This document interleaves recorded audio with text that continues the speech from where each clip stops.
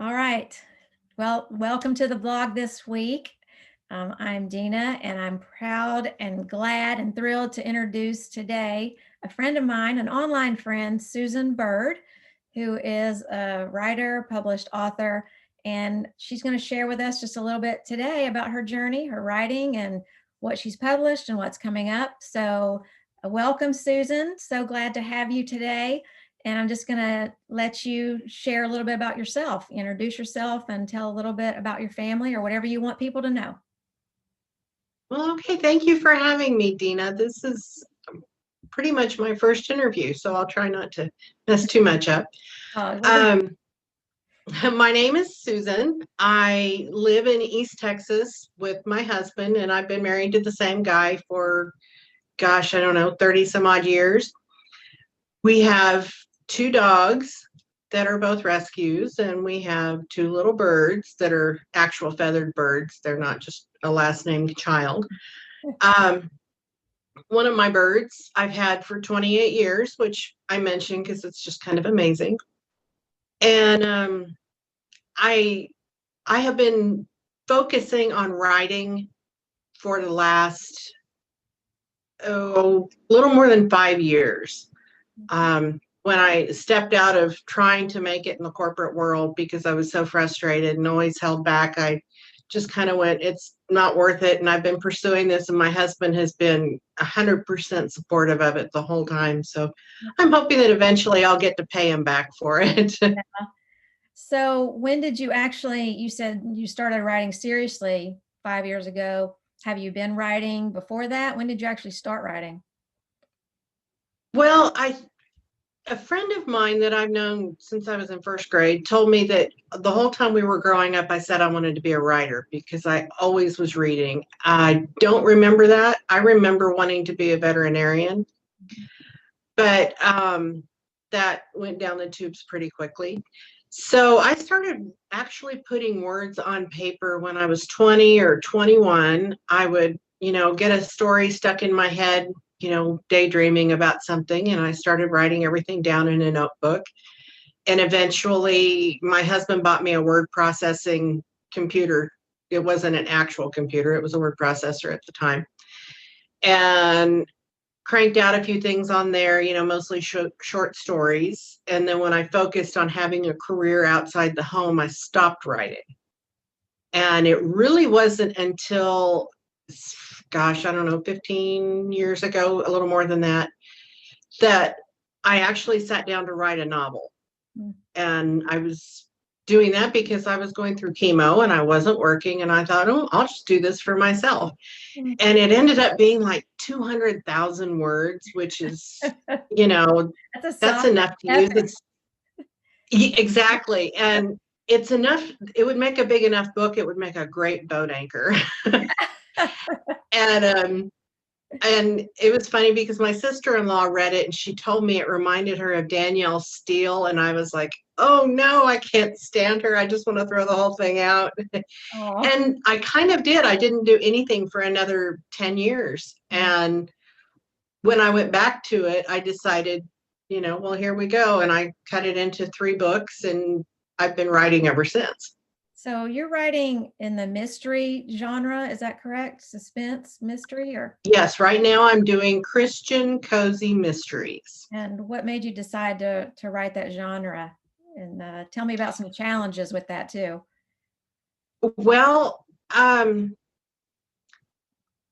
up with stories that are relevant, that may be something that goes on in a community, so everybody's accustomed to them, but trying to not cross the line that I don't want to cross, which is I don't want somebody to pick this up and feel like I'm exploiting a victim. So I draw the line at graphic physical abuse of anybody, but especially children, women, and animals.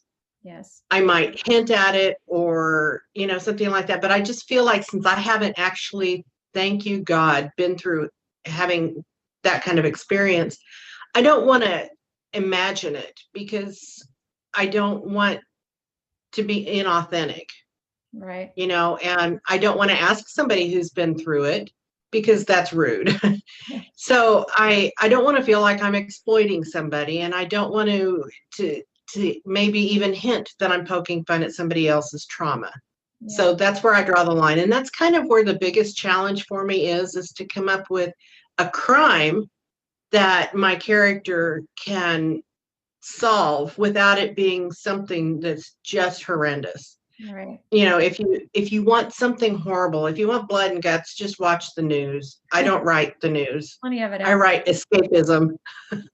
So tell me how you incorporate Christ and hope into your writing. Well, it occurred to me before I started the Ivy Green Mystery Series that there's a lot of the Bible that we learn. Oh, there's a lot of things we learn as children that we don't give thought to. And maybe that's probably more of a generational thing, because I don't think teaching actually does that anymore, because I think they have to think about it more. But I am of the generation where we were taught by rote and you just learned it. I did not grow up in a church going home. And so when we went to church, it was when my dad decided it would be a good idea. So I learned all the church prayers and things, just by repeating them in the service, and never gave them thought. So when I started to want to write something a little more, I don't know, interesting than what I had been writing, I thought, well, I know I cannot be the only one out there who just memorized the Lord's Prayer and didn't give it a thought. So then I thought, well, how can you explain that without being preachy? Because I am not an expert, and I just want people to think about what you've read, regardless of what it is. But think about the meaning behind these things, because there's a reason that there are so many prayers that that everybody knows. There's a reason they're used that much. So that's where I was coming from when I decided to start doing Christian cozy mysteries. I also discovered, back with that one tome that I wrote so long ago, where it got a little graphic with some things with sex, I decided I did not want my mother to read it. And I have a lot of friends. I belong to a group with ladies who are about that same age. And if I can't let them read it, then I'm not going to write it. That's just all it is. Yeah. Yeah. I would feel that same way too. So how long do you spend on average writing a book, say a first draft? That's really hard to pin down, because I tend to work in spurts. And so I'll have an idea that just will not let go. And that's all I want to do. And everything else stops. And in between, when I've gotten all of that information out, then life tends to get in the way. So, and of course, living in East Texas, you have to do things outside dependent on the weather. Um, so like this time of year when it's rainy, it's easy to stay inside. But in March, April, May, before it gets too hot, when it's not terribly humid, I get outside, have to get outside and do stuff. Need my air and my sunlight. Mm-hmm. So I really honestly don't know how long it takes me. I track my word counts, which gives me a day. I did this much on this day. And that gives me an idea. So I would say that it probably takes me about a month to crank out the first draft. That's pretty But good. that's not working every day. I'm not an everyday writer. So yeah, a month. And when I did NaNoWriMo in 2019, I wrote, you have to do 50,000 words in a month. Well, I finished the 50,000 in, I think, 3 weeks. And then by a couple months later, I had 120,000 words, but I can't imagine doing that in less than a month. That's pretty good. When I finished the first Ivy book, I thought, rationally, I could crank out 4 of these a year. But that's dreaming, really, because for one thing, you get tired. You get emotionally and mentally tired trying with all that creativity. And Yes. then I don't know about anybody else. I have to go outside and breathe and move. And then I've got a big dog that has to be walked every day or else she starts getting annoying. And, so you have to also deal with life. And I don't have anybody else to deal with life. My husband works full time, so he can't do those things. And I have to, do things in chunks as they come. Yeah. So if you didn't write, what would you do as a career?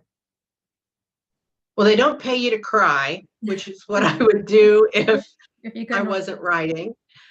Um, I have been a classroom teacher. I did that for 10 years. And I stopped doing that when I was making the kids more miserable or as miserable in my classroom as they were at home. And I made some really, really great friendships, some great connections with those kids and some of my teacher friends too. After that, I tried to get out into the corporate world and discovered that women, well, in this part of the country, I think more than other places, women don't have a glass ceiling. We have a concrete floor that we're underneath. And I tried to keep breaking my way through, but I'm not an old boy and I'm not from East Texas. And oddly, after living here for most of my life, you can still hear in my voice that I'm not from here. And so I don't have the opportunities maybe that I would if I were living somewhere else or if I'd been here my whole life. So my favorite job, to answer your question, my favorite job was doing software support with pipeline guys because they had massive respect for what I was doing with their computers because they weren't comfortable with them. I have massive respect for what they do. And we just had fun because you have to wait on the computer. You get to laugh and talk about really stupid things. And that's if you could make money doing that, I would do that. Yeah. So let's talk a little bit about your books. Now, you had 2 books published just recently, right? Yes. So tell us the I title and a little bit about, uh, you know, those books and what God taught you through the writing, maybe what you want your readers to take away from those books. Let's talk a little about that. Well, the books are the first 2 in a series called the Ivy Green Mysteries. I have a planned 6 books, but the first Ivy book, which is called As We Forgive, has been out for about a year and a half. And right before Christmas, I managed to secure a publishing contract with Winged Publications, and they contracted for all 6 Ivy books.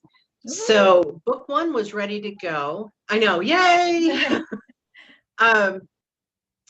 And I still get goosebumps when I talk about it, so I try to calm down. Book 2, which is called Judge Not, it was read. Actually, I spent all of last year. I finished it in 2018 at the end of the year, but I spent all last year getting it edited, polishing it, redoing it, editing again, and and just trying to find somebody to put it out there for me because I did not want to self-publish. I feel like trying to do all of the marketing and everything myself just takes away too much of the creative juices that it takes me to write. Mm-hmm. So anyway, Wing Publications contracted for all 6 books. These books take place in East Texas. I made up a little town between here and south of me. And Ivy is a young mother. She is a widow. Her husband was killed in Afghanistan, I think is where I had him. So she's raising a daughter on her own. And her family does live in her town with her. So she has family support there. She has her own business, which is a mobile dog grooming business. And between her daughter coming home from her non-denominational Christian school with questions, And between that and going to church with her dad, she just comes up with things of where she has to think about what they're focusing on, like especially what her daughter's focusing on. So like with As We Forgive, Anna's class went through the whole prayer. And so day by day, they kind of took it apart. And that was what I wanted to do with the whole series, is take common Bible passages and take them apart and think about them. Mhm. And so I did that. I think I did that a little better with the first book, with As We Forgive. Judge not was, of course, a shorter passage. Judge not, lest ye be judged. But I was able to bring in other Bible passages to toss out there and have Ivy have to think about while she's going through her day. The first book, As We Forgive, is a murder mystery. The second book, Judge Not, Ivy has to figure out who is stealing pets in the area and what is going to happen to them if they don't find them. Hmm. And this is, of course, important because she's a mobile dog groomer, and a lot of her clients, her doggy clients, are being taken. And it doesn't help that the police also think that she's involved. Yep. The next book, which is going to be called Goodness and Mercy, I was going to build that around Psalm 23, but I've changed my mind. I'm going to save that for a school year setting because this one's in the summer. But it has to do with drugs, illicit drugs that are being circulated through the community and how they threaten the people in the area. Hmm. So it's stuff that happens around here, and it gives people a little flavor of East Texas with things that Ivy says and does and encounters. And it's just kind of a fun little thing of, here, why don't you escape to East Texas for a while and you can visit without the humidity. Yeah. So you're working on now that third book? Yes. And I expect the third book to be out this summer, which would time it perfectly with the setting of the book, because the setting is right before July 4th. I expect I can get it out before then. We'll see. Yeah, that's awesome. Good for you. I'm really excited for you and happy for your contract, and that your dreams are coming true with your publishing, right? Well, thank you. I'm very excited. So, any last words you want to share with readers, how they could support you or pray for you, or anything you want them to take away from your books? Well, I want them to take away meaning of their own and think about when they read the Bible. I want them to think about what those words actually mean, because they've been around for so long and they really are important, and they are applicable to life now. It's something that a lot of people don't seem to feel like anymore. Readers can get in touch with me. I'm on Instagram and Twitter. I'm better on Instagram than I am on Twitter. I'm also on Facebook. And then in the back of the books, it also has my website address, which has a link to each of those, and my email address. And I do have people that email me, and I'm very good about writing them back. I haven't had anybody say anything ugly yet. So it's been really nice to go, oh, thank you. I'm so glad you liked it. Yeah. And as for absolutely any other author out there, especially those of us that are just starting out and we're just trying, I really hope that when a reader reads something, they go back and leave a review. Yes. Even if it's just a couple of stars, if you can be more specific, that's fantastic. But take the time to leave a couple of stars, because authors, we need that. Mhm. It's that positive energy that feeds our positive energy. Yeah, right. Everybody needs encouragement. And, I've been an avid reader my whole life, and I never realized until I stepped into the writing and publishing world how important that reviews are for authors. I had Yes. no idea. So, yeah, I super don't think important. people think about it, but it is so important. Mhm. And, even aside from like on Amazon, where the number of reviews you get can trigger certain things in the background for Amazon, it's more important than that, even because again, you need the encouragement. You need to know that somebody's out there listening, because if you're only writing for yourself, you're going to run out of gas pretty quick. Yeah. Well, I'm going to be dropping your links on this blog post too, so people can connect with you that way, and some links to Amazon to your books that have been published, so people can check them out. Hopefully some will purchase and enjoy and give those reviews. Well, I So hope so. it's been a pleasure chatting with you today, Susan, and getting to kind of meet you face to face, since we've been friends online for a little bit now. So Right. enjoyed it. Thanks so much for spending some time with us. Well, thank you for having me. I enjoyed it. All right. Blessings to you. Thank you.